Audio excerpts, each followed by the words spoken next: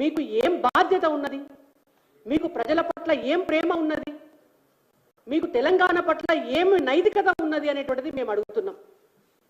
మీకు ఓటేసి పాపం చేసినారా తెలంగాణ ప్రజలు? డిగ్రీ కాలేజీలకు బీఆర్ఎస్ పార్టీ అధికారంలో ఉండగా 3 సంవత్సరాల పాటు ఫీజు రీఎంబర్స్మెంట్ చెల్లించకుండా వాళ్ళే కొట్టింది.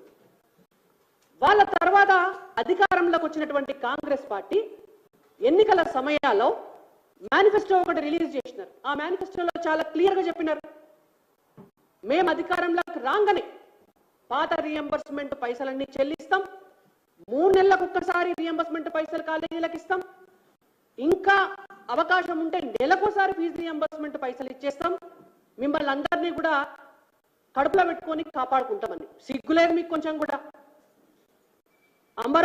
పెద్ద అంబర్పేటల మీటింగ్ పెట్టి వీళ్ళు చెప్తే సరిపోదని ఒక తీస్మార్కాన్ని ఢిల్లీలోకి వెళ్ళి రాహుల్ గాంధీ గారిని తీసుకొచ్చి ఆయనతోటి ప్రైవేట్ కాలేజీ యాజమాన్యాలను కూర్చుండబెట్టి మీ ఫీజు రీఎంబర్స్మెంట్ పైసలన్నీ మేము ఇప్పిస్తాం, మీ కళాశాలలన్నింటినీ కూడా మేము వృద్ధిలోకి తీసుకొస్తామని చెప్పి దొంగ మాటలు చెప్పి ఓట్లు వేయించుకున్నారు. అంతకంటే ముందు ఉత్తమ్ కుమార్ రెడ్డి గారు పిసిసి చీఫ్ గా ఉన్నప్పుడు ఏకంగా వీళ్ళందరినీ ఢిల్లీ దోల్కపోయి బీఆర్ఎస్ పార్టీ మొత్తం దుంపనాశనం చేస్తుంది తెలంగాణ రాష్ట్రాన్ని, మేమైతే మీకు ఎప్పటికీ అండగానే ఉంటాం, భవిష్యత్తులో మాకు అవకాశం ఇవ్వండి అని చెప్పి ఢిల్లీకి దొలకపోయి రాహుల్ గాంధీ గారిని అక్కడో పాలు కల్పించారు. ఇవాళ తీరా అధికారంలోకి వచ్చిన తర్వాత గతంలో ఉన్నటువంటి బీఆర్ఎస్ పార్టీ మొత్తం అపలపాలు చేసింది కాబట్టి ఇలా మాకు శాతనైతే లేదంటే శాత కాకపోతే దిగిపోండి.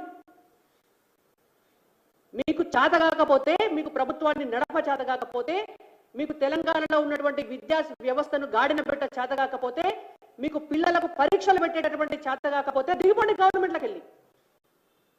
ఈ విద్యాశాఖను నడపడం నా చేత కాదు అని రేవంత్ రెడ్డి గారు మీరు ఒప్పుకొని ఎవరైనా చదువుకున్న వాళ్ళు ఉంటే వాళ్ళకు విద్యాశాఖను అప్పచెప్పరు. మీ పార్టీలో చదువుకున్న వాళ్ళు లేరా మీ పార్టీలో? పాఠ్య పుస్తకాలు ప్రింట్ అయితే వాటి మీద పాత ముఖ్యమంత్రి పేరు వచ్చి తెలంగాణ మొత్తం డిస్ట్రిబ్యూట్ అయినా పట్టించుకునే దిక్కులేదు మీ పార్టీలో. ఇవాళ పిల్లలకు పరీక్షలు పెట్టకపోతే కనీసం ఎందుకు పరీక్షలు పెడతలేరు అనేటువంటి విషయాన్ని మీద చర్చ పెట్టేటటువంటి దిక్కులేదు ఈ ప్రభుత్వంలో.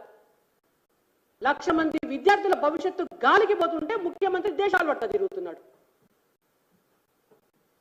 ఇదేనా మీరు చేసేటటువంటి ప్రజాపాలన? ఇదేనా మీరు తీసుకొచ్చేటటువంటి మార్పు? ఇవాళ గ్రామీణ ప్రాంతాల్లో చదువుకున్నటువంటి విద్యార్థులందరూ కూడా అరో రామచంద్ర అని ఎవరికి చెప్పుకోవాలనో తెలియక ఏడుస్తున్నారు. సిగ్గుమతులు చెప్పుకుంటే కాకతీయ విశ్వవిద్యాలయం 5 సార్లు పోస్ట్పోన్ అవుతుందా పరీక్షలు? 5 సార్లు. మహాత్మా గాంధీ విశ్వవిద్యాలయం 4 సార్లు పోస్ట్పోన్ అవుతాయా పరీక్షలు, డిగ్రీ పరీక్షలు? పాలమూరు విశ్వవిద్యాలయం 3 సార్లు పోస్ట్పోన్ అవుతాయా?